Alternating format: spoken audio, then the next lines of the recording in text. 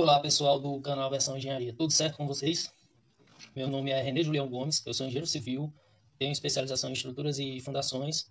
E assim, a gente viu que o último vídeo, o primeiro na verdade, do canal, quem produziu foi o engenheiro civil Carlos Augusto, né? E ele trouxe algumas questões com relação ao concreto, sendo ele convencional e até mesmo o usinado, relatando situações que ocorrem nas concreteiras, a responsabilidade do pessoal que aceita esse tipo de produto, né? Além de algumas informações técnicas que devem ser requisitadas antes do preparo do concreto, beleza?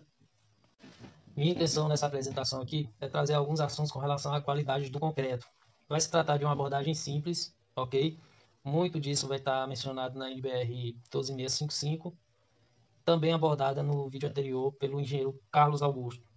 Então, pessoal, vamos lá produzir. E antes de tudo, a única forma de vocês poderem nos ajudar a curto prazo é deixando seu like. E, se possível, também tem a possibilidade dessas informações servirem para seus colegas. Portanto, compartilhe esse vídeo, pode ser que seja útil também para eles. Moçada, todo o conteúdo produzido aqui nessa apresentação pode auxiliar tanto o engenheiro responsável pelo controle tecnológico na obra, da mesma forma o fabricante do concreto. Esses dois, eles têm que verificar o que foi especificado no projeto e acompanhar aqueles requisitos. Então é interessante sim a pessoa fazer, implementar dentro da sua obra esse tipo de controle, né, em cima da produção do concreto, em cima do serviço de concretagem. Futuramente, pode ser que você precise disso aí. Pode ser que você recorra a um plano de concretagem. Pode ser que você se salve pelo fato de você ter essas informações. Então, acompanhe esse vídeo e vamos seguir. A NBR 12655, no seu item 6, ensaios de controle de recebimento e aceitação, determina que, para cada tipo e classe de concreto a ser colocado em estrutura, FCK, viga, laje ou pilar, devem ser realizados algum tipo de ensaio, né, para fins de controle tecnológico.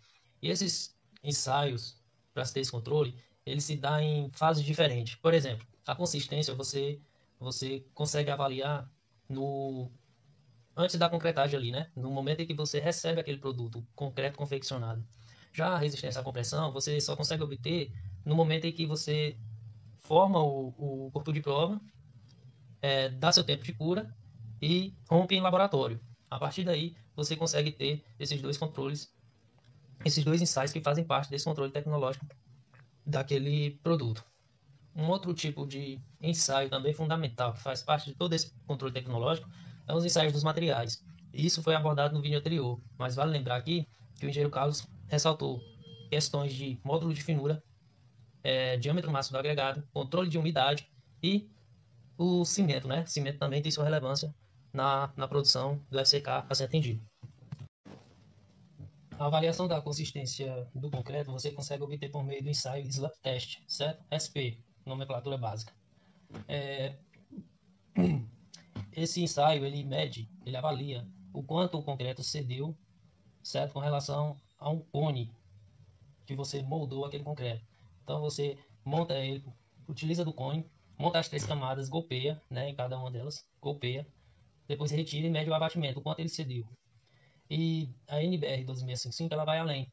Ela determina alguns critérios que você deve adotar para poder repetir esse tipo de ensaio, né? Porque simplesmente você alterou as condições de preparo daquele produto. Vamos supor, produção. Eu sei que entre amanhã e a tarde eu tenho um intervalo de almoço. Então, toda vez que eu retornar de tarde, eu tenho que reavaliar a consistência daquele concreto. Reavaliar não, avaliar a consistência do novo concreto, certo? Um outro exemplo, toda vez que eu trocar o operador de betoneira. Então, sempre que eu alterar as pessoas que estão produzindo aquele concreto, eu tenho que fazer uma nova avaliação do novo tipo de produto.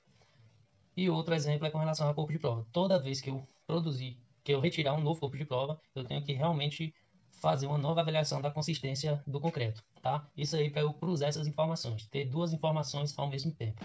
Um outro tipo de ensaio de controle diz respeito a você obter a resistência à compressão, né? Isso já no estado endurecido. Você moldou o corpo de prova ali no estado fresco, deu tempo de cura, levou para o laboratório e rompeu, certo?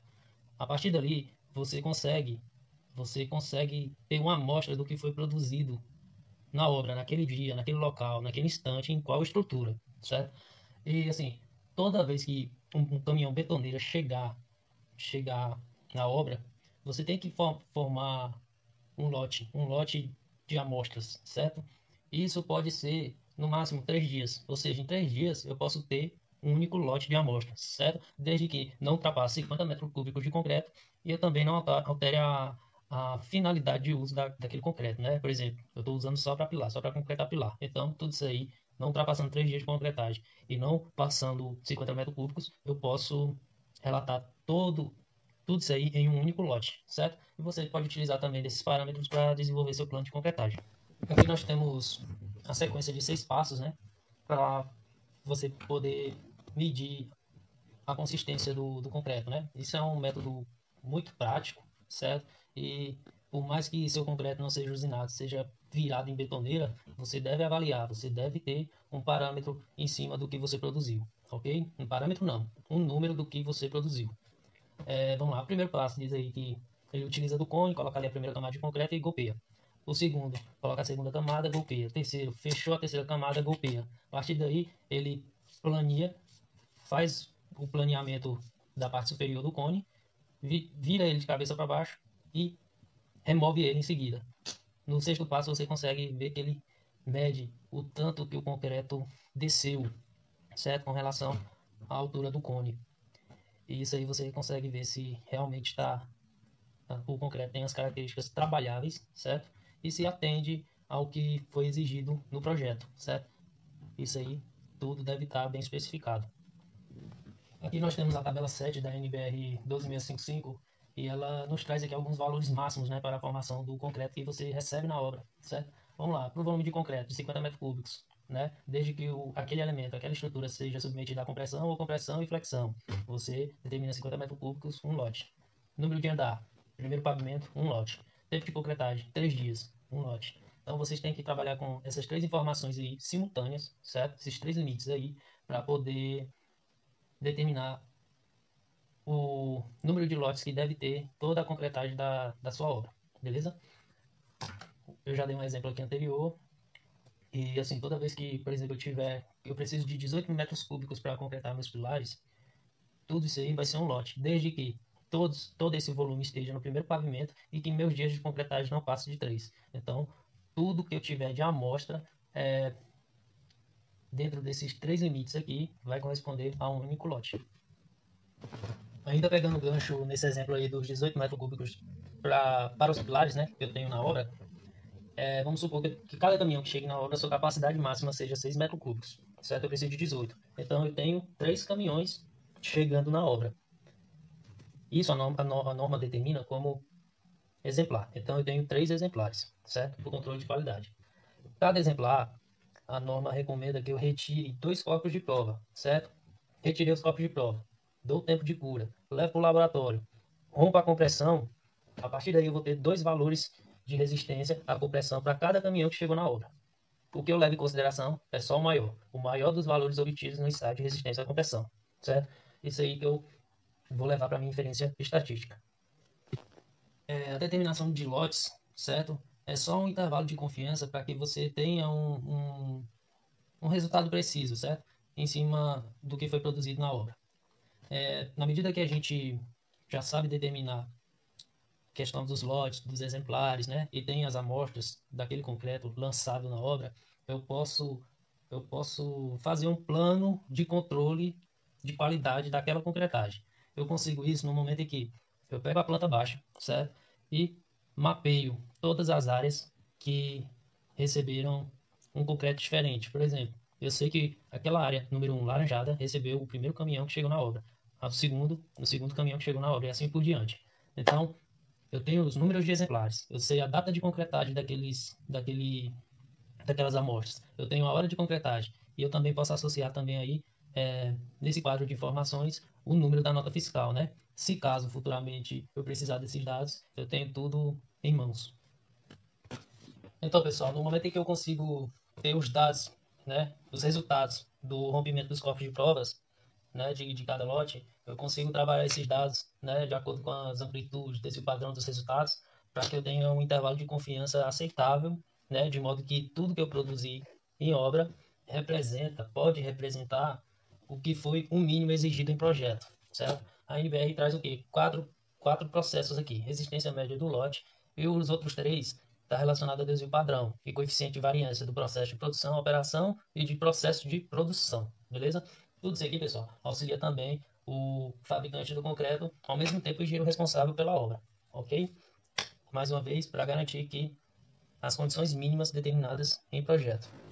Pronto, pessoal, tratado os dados, eu tenho agora os resultados e a partir daí eu vou saber se meu lote está aceito ou não. Se não tiver aceito, eu tenho que avaliar a possibilidade dele estar condenado e a possibilidade dele não estar condenado, certo? Como que eu fujo isso? No momento em que os resultados que eu tiver em laboratório, né, da minha inferência estatística, for maior do que os resultados que estão especificados em projeto. Se isso não acontecer, o seu lote está condenado.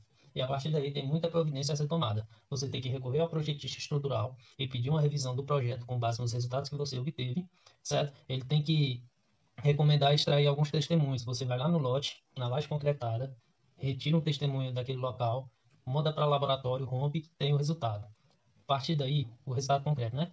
A partir daí ele vai fazer uma nova avaliação em cima do que foi feito na obra, certo? Avaliação estrutural. É praticamente um novo projeto, certo? E o que ele determinar, cara, o que ele determinar no seu parecer, tá livre. Ele pode restringir o uso daquele local, certo? Ele pode recomendar a alteração do layout para o proprietário, para a construtora, não importa. Ele também pode recomendar o reforço na estrutura, certo? Isso aí já é uma intervenção que pode ser bem valiosa para o custo total da obra. E também ele pode recomendar a demolição parcial total daquela área, né? Daquela área que representa esse lote condenado.